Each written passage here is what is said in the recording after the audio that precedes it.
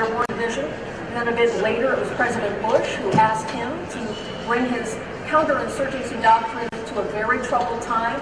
That became known as the Surge. Then later, it was President Obama who asked General Petraeus to step forward and lead the effort in Afghanistan. And then beyond that, he was director of the CIA.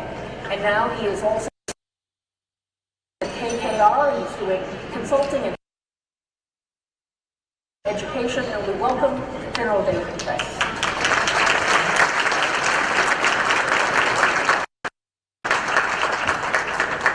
Also glad to have Mike Petraeus here, who is the Chief Executive Officer of Huntington Ingalls Industries. And that was as one of the newest old companies, now publicly traded, spinning off from Northrop Grumman. He is the CEO, and really almost 30 years working through different parts of that business when it was Northrop Grumman and now taking the company public. With planning, having to deal with bringing the aircraft carriers and the new to service. They, of course, Huntington provides the most in the most classes, a very good player in his.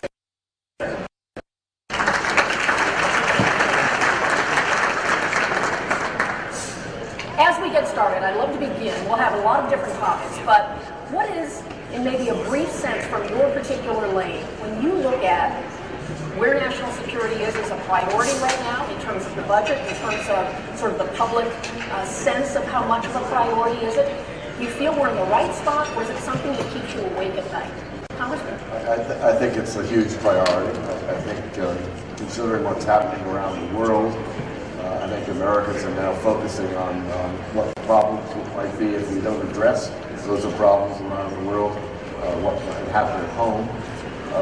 May I say, relative to the actual subject here, I think we can celebrate the fact that we actually have a budget deal for 2 years that's paid for, that provides a degree of stability for the military, for those who provide for the military, including those on this panel here. So I think we're headed in the right direction. In a dangerous world, we need to make sure our military is prepared. And I think the and mutually reinforcing, you're just not going to get there from here. And I think in fact, well at the first session this morning when he talked about the fact that sequestration is not only a massive cut, it's also that it's an inflexible massive cut. So you're told to take substantial reductions, and then you're told how to do those substantial reductions as well. So with no discretion. So the chiefs and the vice chiefs, Dick Cody's of the world, don't have an opportunity even to apply logic, rationality, and so forth to it. A very brief comment is that I remember last year I was at an event that had a number of members of Congress, and I found one that I knew was among those who had perhaps contributed to some of this, and I gave a fairly impassioned explanation about the dangers and evils of sequestration, after which he turned to me and he said, well, it cuts the deficit, doesn't it? I mean, that's just not the logic that we need in this particular situation, especially now what we've seen in the last several years, that wars that we thought we had ended actually continued to go on, and it was our participation in a war, and now we're back into it. The industrial side of this equation having to do with less. What's your perspective on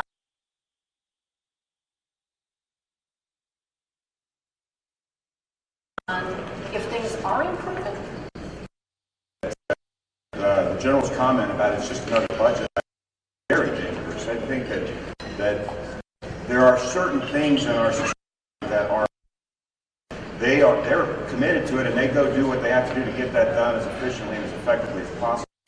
We allow ourselves to revisit that decision every single year until we get all the way through that program, and that creates creates opportunity for things to frankly, over the years that 9/11 is the most important obligation we have for national defense. Our committee has both the Defense Department and are going to follow through on the very important issue of governance. It's absolutely essential considering what the Russians are doing, the Chinese are doing. Is against you? Well, I think the tension is lessening as a result of our Paul Ryan as our new leader.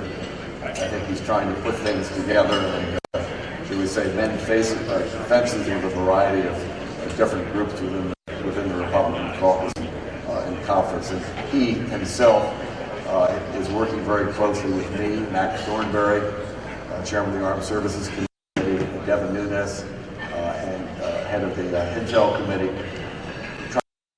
trying to make sure that we can move forward and get our members to support the omnibus as we move towards next month.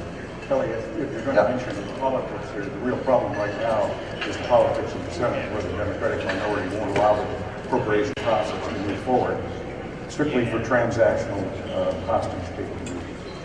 And it reminds me, Senator Kyle, when I was looking back on this, I'd forgotten about the super committee for a while. And rarely in Washington is any committee referred to as super, but in this instance, it was a unique circumstance, and Senator Kyle was a part of that, where as a means to try to resolve these budget issues a few years back, a committee, equal Republican, equal Democrat, Senate and House, so that's unusual.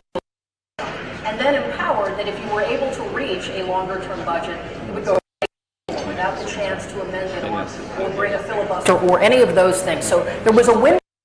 You were really in the room for that, where it was an opportunity to look at a longer-term budget plan, and it didn't work. That brought I think learned there are applicable to how we're going to solve the problem in the future. The problems that existed then still exist today, the controversy between the two sides. So you have to understand that controversy and those two sides in order to try to help figure out a way around it in the future. They still exist. Both sides miscalculated. And of course, in military planning, the worst thing you can do is to miscalculate.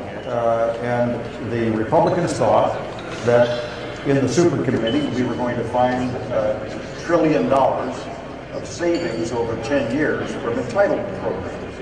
And we identified a lot of savings from the entitlement programs that could be achieved. The Democrats entered the super committee deliberations with a goal of raising taxes to the Republicans, of course, thought that was a non-starter. And so you immovable objects. And while there was a little bit of movement, the Democrats came from 1.2 down to 1 trillion, and Republicans were willing to raise some. The reality was those two philosophical positions were irreconcilable, and that's why it failed, and that's why we ended up having. That dynamic is still present today, and until there's a new administration, until a couple more years of quasi-stability and some increase in defense or domestic discretionary spending as well. But at least you can see there is a path forward even. That's got to be confronted at some point, and unless it is, I won't touch this and the other won't touch that, and they won't even discuss anything in the middle. But this Congress actually has, to be fair, not been a do-nothing Congress. You know, we have had the budget deal. There is an NDAA. There's been trade promotion authority that enabled the single most Asia. This particular Congress. in part what it does is raises the debt ceiling, the country's ability to borrow through early 2017, and adds about $80 billion in additional these next couple of years, which was a very hard-fought number in the environment of Congress right now. And Mr. Petraeus, when you are under pressure, many people who are in this conversation think of big actors in this conversation as always having defense budget should be, it's so big, there must be more. What pressure do you feel about that? Your company is very what are you feeling on that? I mean, first of all, I think that this whole discussion, to me, the biggest issue about sequestration, besides just but the biggest issue that's come out of sequestration with regards to defense is they've turned to just another budget item, when it's something a lot more strategic and a lot more longer term and a lot more generic to what we as a civilization depend upon as our own national security. From You know, I was asked a couple of days ago about what do I fundamental issue, and that is how the heck are we going to pay for the next submarine? The Ohio Replacement Program is a recapitalization of the ballistic missile defense deterrent that we as a nation benefit from. If we decide to pay out of our normal shipbuilding account, we will eliminate 50% from the normal shipbuilding accounts, and we'll destroy production lines all over the country. So how are we going to do that? Are we going to do that with a different account, a separate level of funding? That's a fun create a future there and make that a and a plug, not for you specifically, but for our defense industrial base. The tail of the industrial base is important. It's the small businesses that to put whatever it is onto that sub, onto that carrier, onto that fighter, long-range bomber, that involves jobs. And I can tell you, quite honestly and frankly, sometimes the Pentagon is less interested than that, and members of Congress coming from the states they come from want to make sure that those are there. Kelly, Yeah. could I? Just go ahead, quickly, if you talk about a really perspective, I think what we have learned, what we've seen in the wake of the Arab Spring and my responsibility, Central Command, is that ungoverned spaces, privately governed spaces, especially in that part of the world, are filled and leading from the front. And again, without getting out from under the meat axe, the cleaver that is sequestration, that is just not possible. It should be. And remembering when sequestration came to being, it was a time where the country was feeling war weary, which is a different state perhaps than what we're seeing today. So let's bring this, part of the theme of this day is turbulence and transition. So the turbulence is pretty easy to identify. General, from your experience, both military and intelligence, when you look at Syria today, what do you think is the next, and is the president's decision to send up to Syrian civil war that began as a civil war, then a regional civil war, and now has global overtones. Syria is a geopolitical Chernobyl that is spewing extreme instability, violence, and now hundreds of thousands in the United States. We have a fundamental disconnect in the sense that the forces that we are trying to help, and by the way, there are some quite capable forces that have been built up both in the south and in the north of Syria, and Sunni Arab forces, not just the Kurds. But these forces have got to be protected against enemies, not just the Islamic State. And we can't expect this of 300,000 Syrian citizens and the displacement of over half the population, either internally or externally. Now, I'm not advocating Bashar out until we have a sense of what will follow. And I do agree, to a degree, with this statement that is so often thrown out that there is no military solution to the problem in Syria. Well, not entirely. There is a military context that is absolutely critical in Syria, and without which you're not going to have serious negotiations among diplomats that could perhaps resolve the situation in the years that lie ahead. So we've got to do more for those that we are supporting. We have to, I think, declare enclaves safe havens. We have to protect them in there from the barrel bombs. If the barrel bombs continue, Bashar's Air Force is grounded. We are going to have a quiet conversation with our Russian supposed partners in the fight against Islamic State, except that 90% of their sorties are going after the folks that we're actually supporting. And, you know, if that continues at a certain point, for our guys, we may have to go after their guys, not necessarily them. We don't want to expand this, be provocative needlessly. But again, we are going to have to do and I think that will be necessary in the months and years that lie ahead. The president's choice, of course, is focused on 50, but to have 50, you probably need 2,000, 2,500 people to support those units, and that's not without expense, and it's not without risk.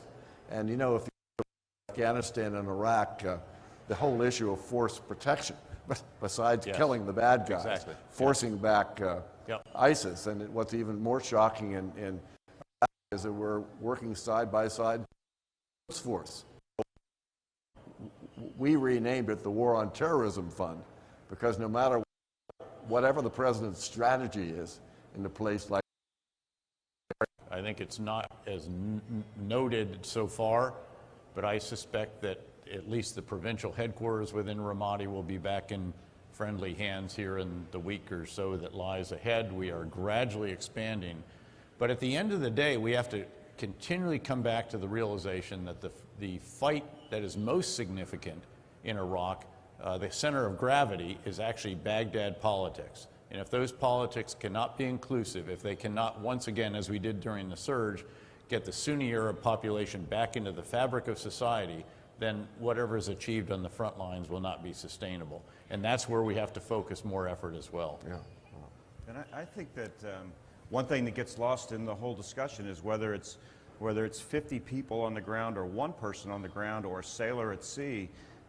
In order for that American volunteer, highly educated, highly motivated person to be there, there are thousands of companies and tens of thousands of people back in the United States standing there to make sure that that person is equipped to do their job the best way they possibly can. We have 5,000 suppliers in all 50 states supporting our shipbuilding, and so it's not just a matter of somebody volunteering off the corner of the street to do something. This is a real statement of national purpose, and when we're going to go make a statement like that, we don't want to be about it. We don't want to be weak about it. We're either going to be in this or we're not going to be in it, and I don't think there's really a whole lot of room in between. I think that's what was so great about the surge was we're either in it or we're not in it, but we can't be in between because in between is no man's land. Kelly? Yes, Senator Kyle. And I also want to get your perspective, sir, on what you think we know and don't know about Vladimir Putin's involvement and his intentions. But go ahead and make your point. Well,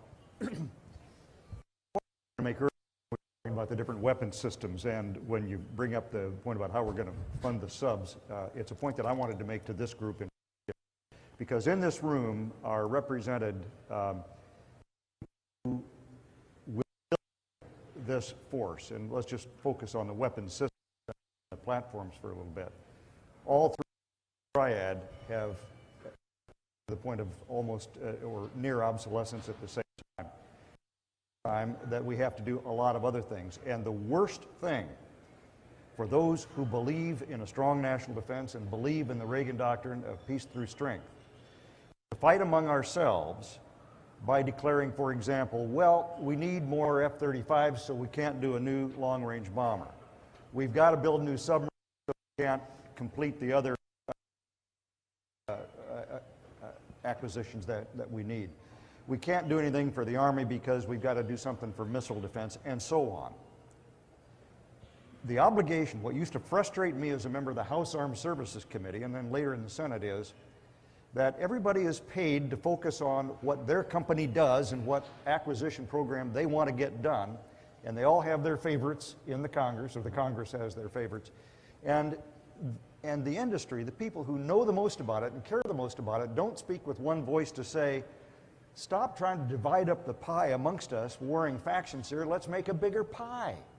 And so I urge you, as we move forward into the really hard this, getting the appropriations done, I know you have your interest, but look at the big picture, what's going to be needed in the next administration or the administration after that, and appreciate the fact that all of these things are needed to some extent. Prioritize, yes, but we've got to support the entire package. And Mentioned, let me add to it the whole issue of cyber. sure. The whole issue of ISR is built into our House Appropriations Bill. And if you look at Syria, what the hell's happening around the world? My God, there are continents where we have no intelligence, surveillance, and reconnaissance at all, where bad things are happening. I mean, I think we need more money. With many of his strikes. But, you know, if I could come back to a critically important element here, and that is our issue. Fighting in Iraq and Syria in a transformed way. And the only reason we're able to do this is because the extraordinary increase in the IS Intelligence, surveillance, it's reconnaissance. all about the intelligence and reconnaissance platforms and all the other intelligence ability to strike from them as well. That came about, frankly, because those of us who were combating Iraq and Syria went to Secretary repeatedly and asked for more of those. We wanted 75 lines, was my recollection, as publicly known. We were headed to that, and then there was a little detour on the way to what we actually needed. And I think that's one of the areas that is fought off. The chairman touched on, given you have to prioritize, will actually end up being authorized to recruit, train, educate, equip, and retain, as well as in its COCOM hat, geographic COCOM hat, employ and operate, and then as its SOCOM-like hat, provide assets to the other geographic combatant commanders. This is long over. It's just been treading water, and it's bringing that issue back up. I agree with you. I think the other issue, and this may not speak to your point, is that everybody, and I think members of Congress need to be reassured that not every service is sort of doing their own thing, that there has to be this absolute jointness here. Yes. Because otherwise this thing is going to escalate into a monster which will be very difficult to control. Absolutely. Managing Again, that's why it's got to overlap be is always that's a why it's got to challenge, be a full. Do you have an impression? I thought there's some in the room that validate from the beginning that it was a bomb of some type. This was not, I mean, the dispersion pattern is what is important here. And again, 1,000 feet, you can barely see an aircraft if that you're going to get a lock on a shoulder-launched surface-to-air missile, I don't think, unless you're just phenomenal. It's right at the outside of these systems, and again, to get the acquisition would be amazingly difficult. But then you consider the enormous dispersion factor in batteries or something like that puncturing a hole in the aircraft, and then something happens to it in that sense. So I think is what is now I suspected took place. Do you think that Of ISIS, and there certainly is bomb-making expertise. This didn't have to be the most.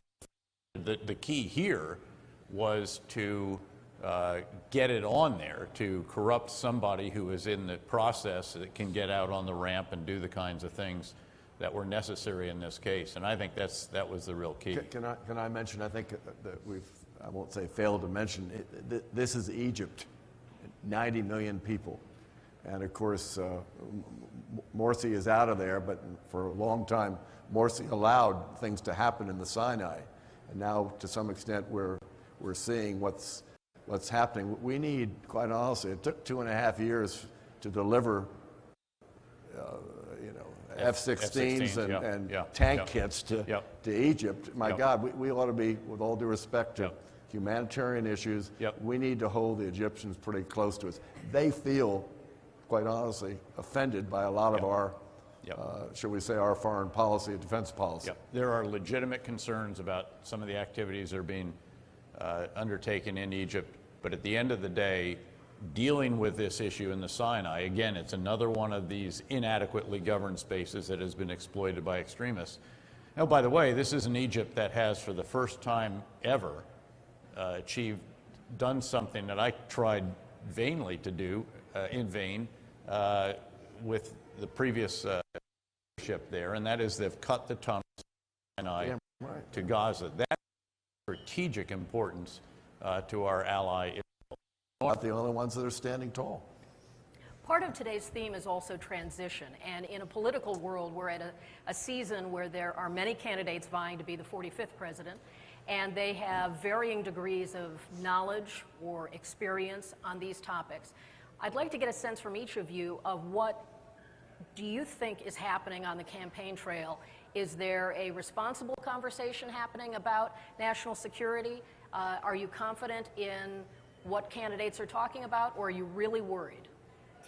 Well, I happen to represent the gentleman from New Jersey, Chris Christie, and I can tell you he's totally engaged and knowledgeable. I obviously follow the other candidates, but my heart is with him, and I think he'd be a great commander-in-chief. Do you see him being able to in this unusual environment, bump up out of the very low polling we've seen so far? Well, God only knows. We know who's taken all the oxygen out of the room, but I think that oxygen will at some point be regenerated, and I hope he emerges in a more positive position. Senator Kyl, you've watched these sorts of presidential contests from a very close perspective over the years. Now, do you think there is knowledge on these issues in the campaign? With a couple of exceptions, I think there is, and there are a couple of the candidates who are exceptionally.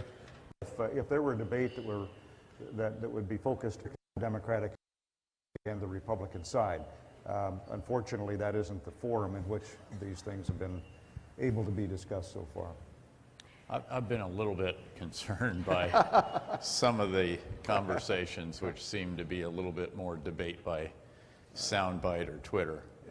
There hasn't been the kind of really granular, nuanced, detailed discussion, I don't think, that you would like to see. But here you got Lindsey Graham, No question. totally knowledgeable, Yep. talking about it all the time and getting no attention. So it isn't always the fault of the candidates for not trying to bring it up or not being knowledgeable themselves. No question. Sure. It's a lot of Yep. circumstances. And some of the candidates, again, very, very fluent in this and reaching out to some of us who would like to think that we have some knowledge on these subjects. And what would you say to voters? Because we are in a time when there are many voters who seem to be lifting up these outsider candidates, Donald Trump, Ben Carson, to some degree Carly Fiorina, who've never held office. I believe Mr. Trump likes to say he would be great with the military. Do you think voters need to look or evaluate differently in some way? And we haven't even begun to talk about the Democrats, but certainly Secretary Clinton has some experience. Sanders has been in the Congress for a long time, and I know it's from a different perspective, but what would you say to voters, any of you, about how they should evaluate candidates when it comes to these concerns? Well, nothing's more important than security, and they ought to take a look at where that man and woman stands on national security. And whether it's a website or whether they tune into debates, they need to engage and they need to participate. And one thing I can say about Donald Trump, he's not my person, but he has connected with the whole issue. The government's sort of not paying attention, it's dysfunction. Not sure that makes him a good commander-in-chief, but the government's not a spectator sport. People need to be involved and evaluate the candidates. This goes back a little panel which noticed that people do thank the people in the military, always appreciate all the things that it takes to support them from the civilian sector base and all the people that are working from that standpoint, as well as all of the others in the military. And there needs to be greater appreciation of that. But you can't blame the average voter who's working hard to make a living, doesn't have time to read a lot of news and so on. It really is up to leaders in the country, the people who, from the commander-in-chief on down, understand the issue and talking about it. You know, as one who gets asked fairly, what are the top 5 or 10 threats to American national security, I frequently will include in that list Washington, D.C. and the political dysfunction. So I sort of, I'm quite empathetic with the frustration that has really been manifested by the voters active in all the primary, at least so far, key issues that face us in the national security arena. I think that, Mr. Petraeus, from your perspective as not only a CEO, but having interaction with employers and these related businesses that you interact with, do you get any sense of what your employees or the community you're in, how they're reflecting on this campaign season? Sometimes the discussion is, remember, this is the November before the November election, right? Isn't that true? So, and we've come through the summer before the election. So there's a little bit of we got to watch this thing play itself out. I guess my sense of it, to Senator Kyl's perspective about leadership, I think that you can distinguish. You all have talked about there are some here who understand this in great detail, and there are others who maybe want to understand it.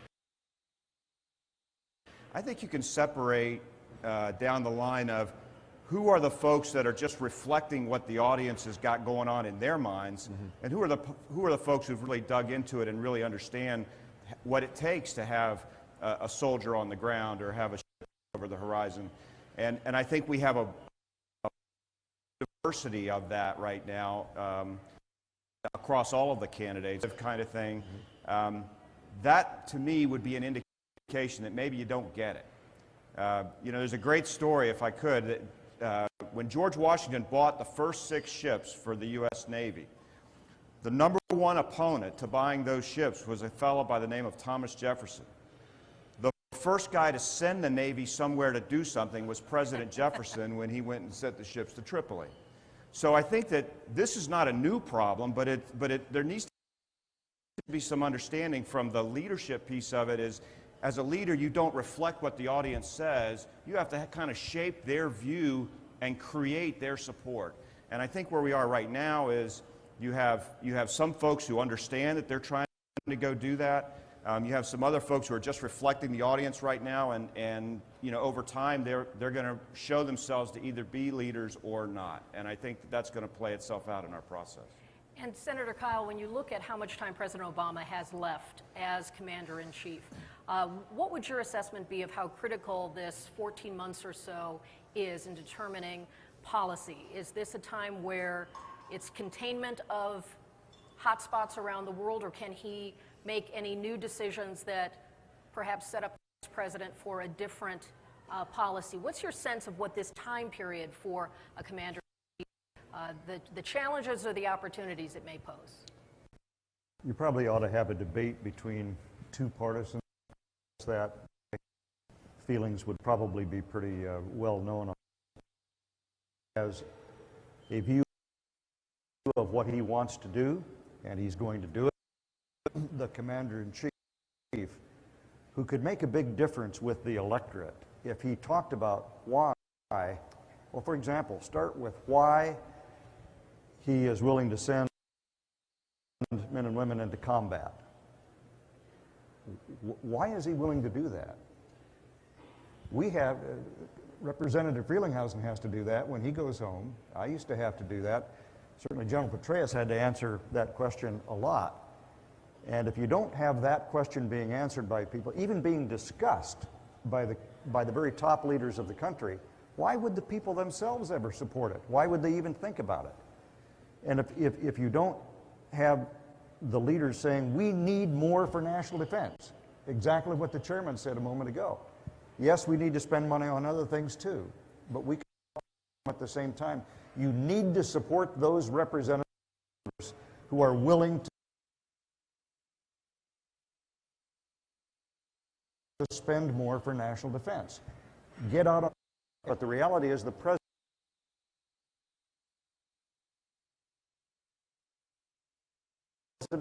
does have the biggest megaphone in the country. He can make a huge difference on public opinion. And as Commander-in-Chief, especially when people are involved in military activities, it's up to the president to lead. Let me get myself in hot water here, which is exactly what you probably want.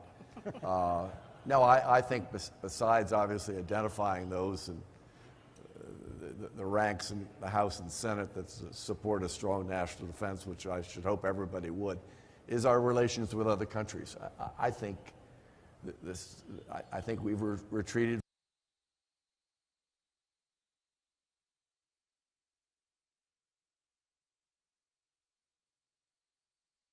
from the world stage. I think just from tragedies in the Middle East, they can't believe our stepping back off the world stage. We never really made the pivot to the Pacific.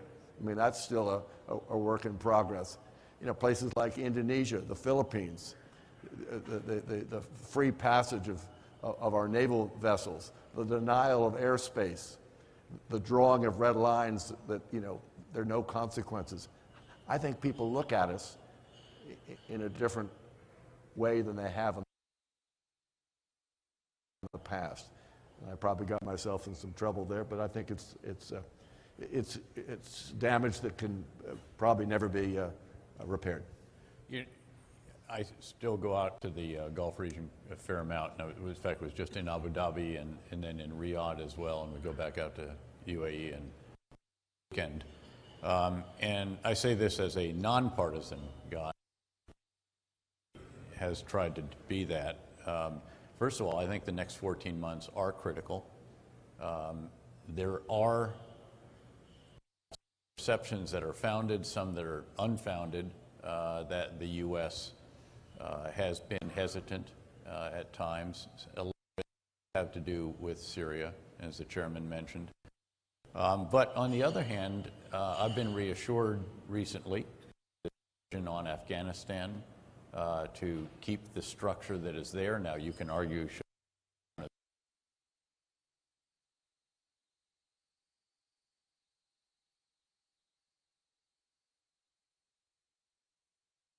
rapidly as it did, should there, and I know that there are examinations of the to ensure that the combined Joint Task Force commander for Iraq and Syria has all of the right organizational architecture. That stuff actually matters.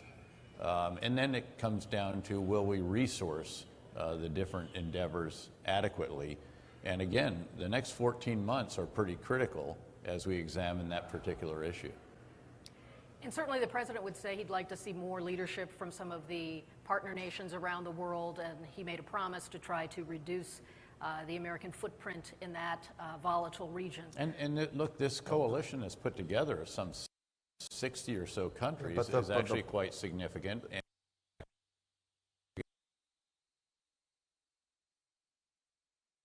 in my view, is that you have actually Arab states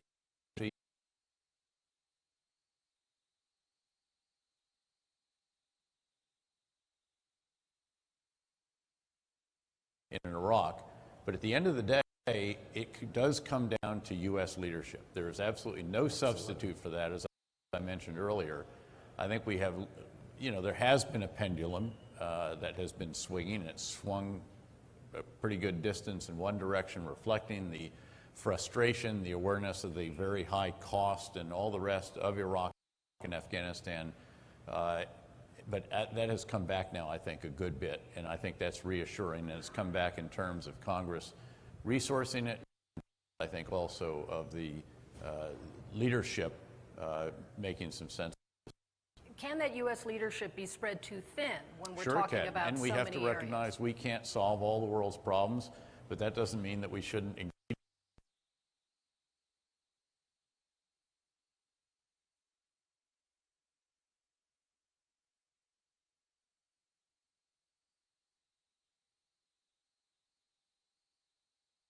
of them. And again, we don't have to be the leader in every aspect of an operation, but with two massive differences among others. One is that it has to be Iraqi ground forces. It cannot be ours this time.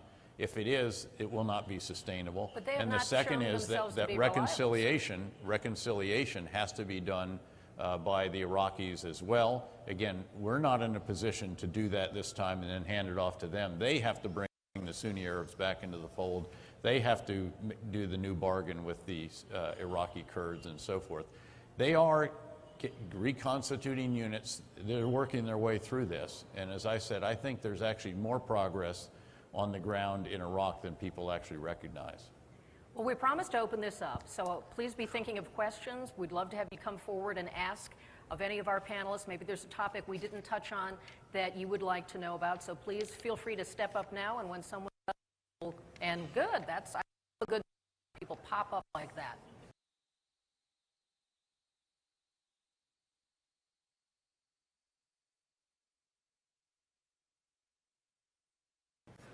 That's great. It's a race to the microphone. Yes, sir.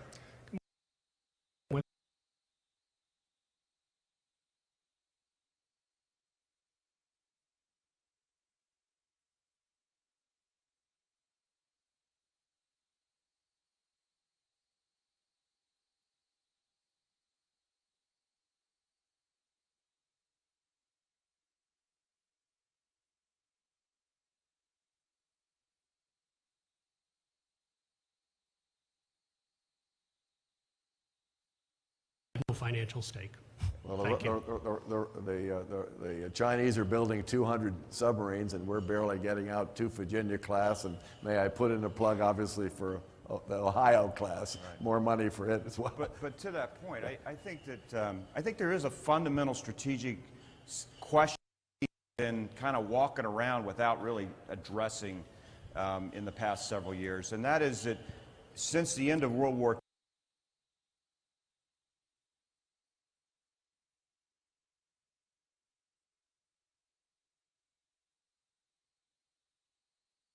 II, the United States around the world basically guaranteed to say, we're going to allow commerce, we're going to allow free transit, we're going to protect the commons, we're going to do those things that are going to allow countries to raise themselves up. And in the last several years, we've kind of stepped back and said, you know, it'd be really nice if other people would help us do that.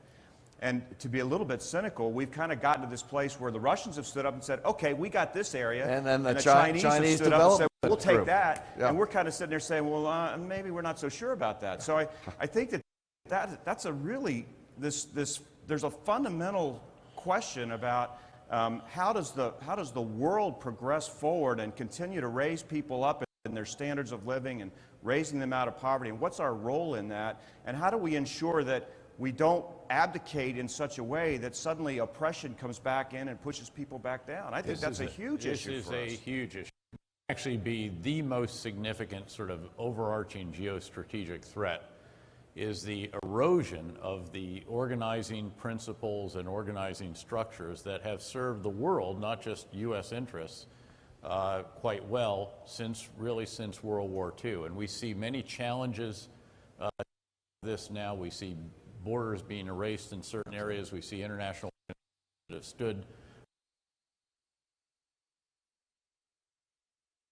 us in good stead being either circumvented or again challenged, and very much again challenging some of those that enabled it to have the fastest growing economy in the history of the world. If you're moderating one of the presidential debates, this is the question you should ask. Yeah. Where do you stand on this? Yeah, the long view. The Chinese have the long view. Yes. And once that order is fractured, very difficult to try to get it back, It's right? very, very difficult. Well, You know, and I'm, excuse me, not just the Chinese. My point is the larger question.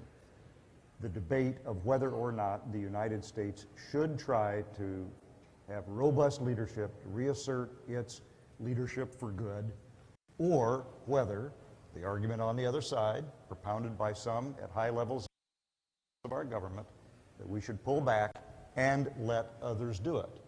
Those are the 2 points of view that are playing themselves out here. They should be the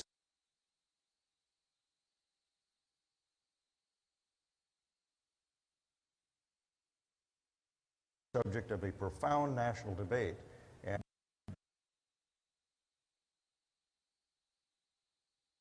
honest viewpoints, but I'm going to ignore you. I want to ask Miss O'Donnell a question. I guess I opened it up and said, ask anybody anything. Yeah, you did.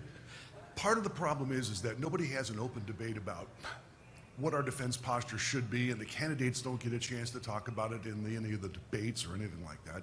Because frankly, the media spends more time worrying about who Kanye West endorses or what Ben Carson did when he was 17 years old, and things that are absolutely meaningless baloney. How can we get the press to help engage the man on the street? When you do the man on the street interviews, guys can't even identify a picture of the vice president. How do we get people on the street to become more aware of these issues? Like, for the first time since I remember, there's not a carrier in the Persian Gulf. And nobody, man, walking around, everybody's. So I'd like to see the press perhaps take some responsibility in informing the public to give that debate a chance to start.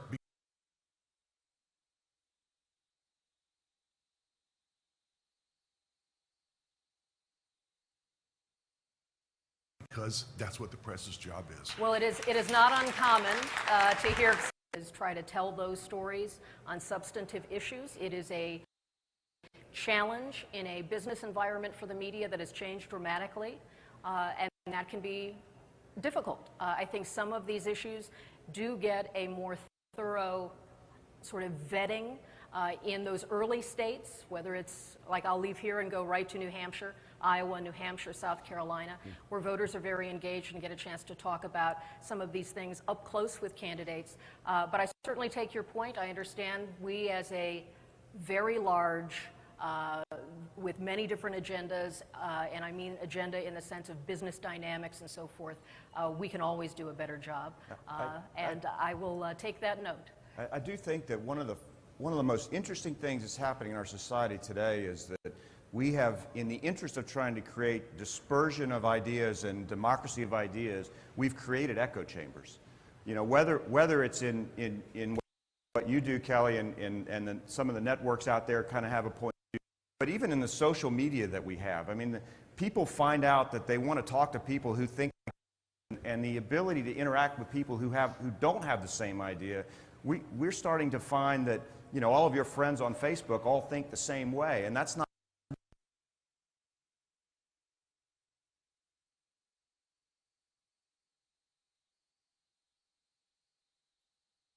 healthy. I mean, we want to try to defense issues in recent years. There was one, however, and it's fitting that we're right here in this library. I think it's accurate to say that the election of President Ronald Reagan in the first place did hinge a great deal on the vision that he had for the United States, for the U.S. role in the world, and for the strength of the defense that had to be underpinning all of that effort. And I think it might be appropriate this particular election that, again, national defense is much more prominent than it has been in recent campaigns.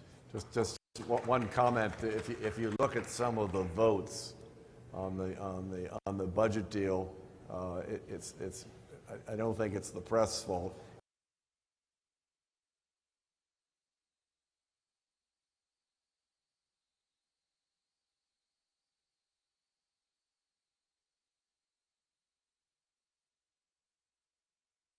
It's the underground of the blogosphere weighing in on members of Congress.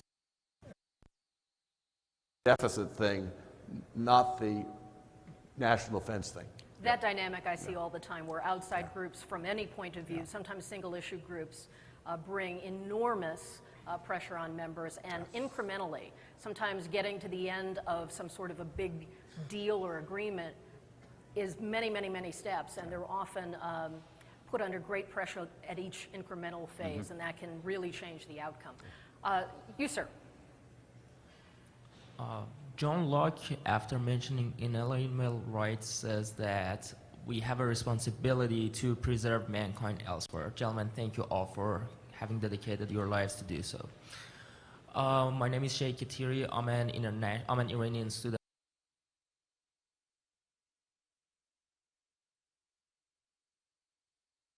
attending Arizona State University and conservative. Standing by our allies, American leadership, and a strong defense, that was general consensus. McGovern Democrats and Taft Republicans were in minority, and Eisenhower Republicans and JFK Democrats or Truman Democrats were in majority. It has changed today. Now McGovern Democrats are in minority, and isolationist and non-interventionist Republicans are having a momentum. How can we change, why did that happen, and how we can change that, especially us as millennials? How can we change this paradigm? Kelly, may I just Yes. take the first crack? Former Senator Joe Lieberman, a prominent Democrat who retired from the Senate at the same time I did, and I are just about finished with a report from the American Enterprise Institute that addresses the question, should America exercise robust leadership in the world? And we conclude with a very broad group of Democrats, Republicans, libertarians, and everybody else in the think tank world and political world and elsewhere in Washington, a huge consensus.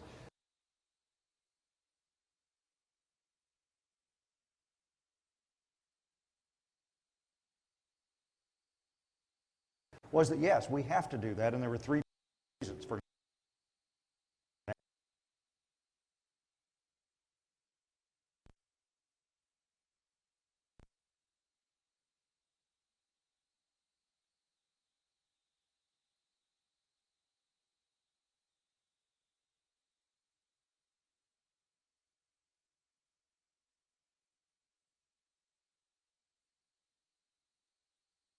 specifically to your point, to reinstitute all of those programs and make even better the programs that in the past reached out to people in other countries in many different ways.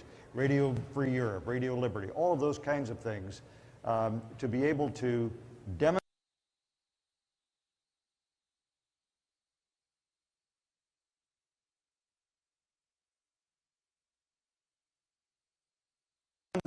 why the practice.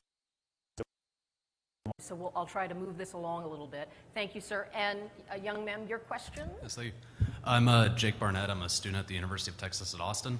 Thank you all very much for being here. I have a question about how counterinsurgency theory plays into defense spending, and perhaps General Petraeus is most prepared to answer this. I was just thinking, for example, after the Vietnam War, a lot of people leveled criticism against the DoD that their focus on equipping the Army with the best conventional weapons might have actually been counterproductive to counterinsurgency.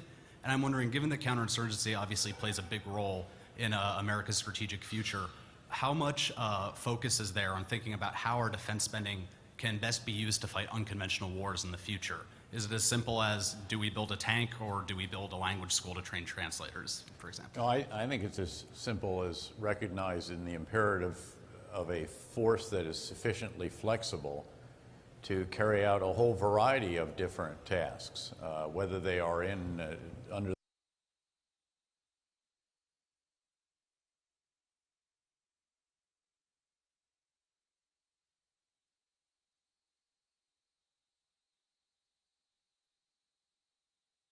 the rubric of a counterinsurgency campaign, or an advise and assist mission, or major offense, defense, and stability operations. It's that addition of the stability that tends to make counterinsurgency a bit different. But people have forgotten the extraordinary fighting that took place in Iraq and in Afghanistan. In fact, I was privileged to command both of those at the height of our involvement in them. And we had very big battles in those battles of Fallujah, of Ramadi, of Sadr City, of Baquba, various places in Baghdad, Basra. These were big fights, and people were saying, oh, counterinsurgency is sapping our ability to do combat. Well, they hadn't talked to the guys that were actually in this stuff, obviously. But the real issue here is, again, that you have to be prepared for a range of different missions, overall, intellectually, in your training, your equipping. And as you then focus on an actual deployment, obviously you tend to narrow your focus onto the tasks that you think you'll actually perform. But what we should not do is put our head in the sand and say, gee,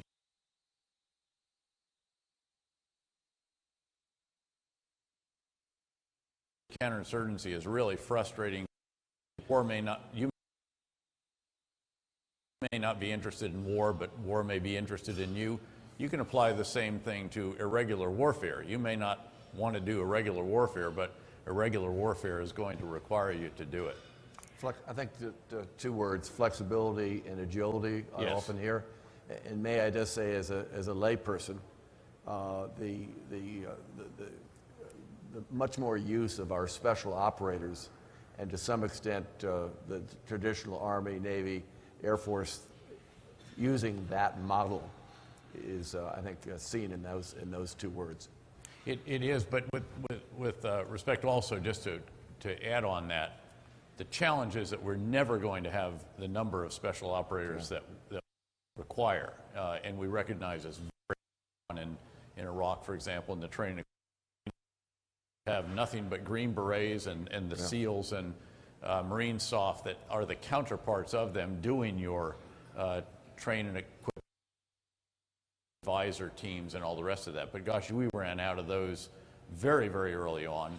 And there are such significant limits on the ability to generate more of those, keeping in mind that it's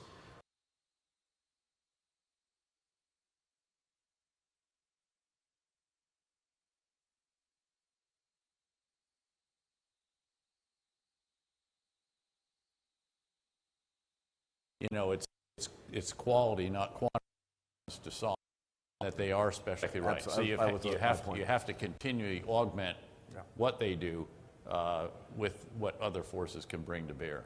Watching the clock is one of my tasks today, and I suspect you will have the last question. Hello, my name is Kenna Tunis, and I attend Marquette University. I'm an undergrad student, and I have a question about ISIS. The Iraq Shiites are very pleased with Putin's presence in Syria because to them that means that ISIS won't be spreading to them. With that being said, they are displeased with the United States' slow movement in, I suppose, trying to take on the task of ending ISIS, and Iraqis have begun to show patriotism.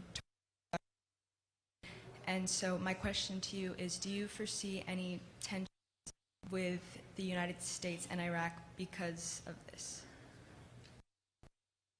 Absolutely. And again, you didn't mention the other Iran and the Iranian support for the Shia militia, which we did in 2008 in the Battle of Basra and Sadr City and some of these others, and given in a sense new life because of the threat that the Islamic State posed to Baghdad in particular.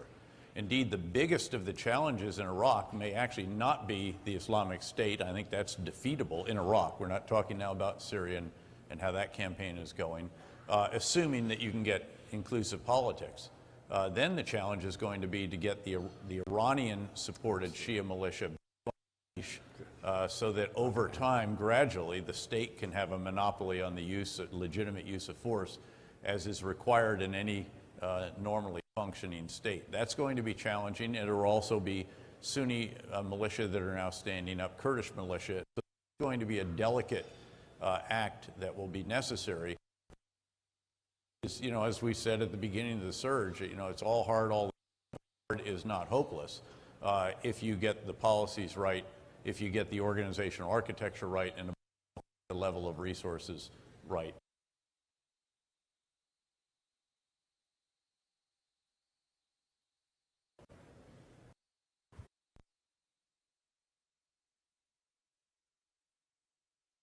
Politics of getting the various communities back into the same fabric of society, and indeed, over time, of getting these militias back under state control rather than operating in some respects under individuals that are just emerging to be the leaders. That's going to be very, very challenging, but with the support of the Grand Ayatollah Sistani, who has been supporting the reforms the Prime Minister has been pursuing, some of which have been quite contentious, you have an opportunity. So again, this is one of those cases where you've really got to make the most of the opportunity that is before us. Well, we've covered the budget. We went on to the campaign trail. We went around the world a bit. We have gotten from these wonderful guests. Please join me in thanking them for their insights. And we appreciate your questions and your. Thank you all so very much. I appreciate it.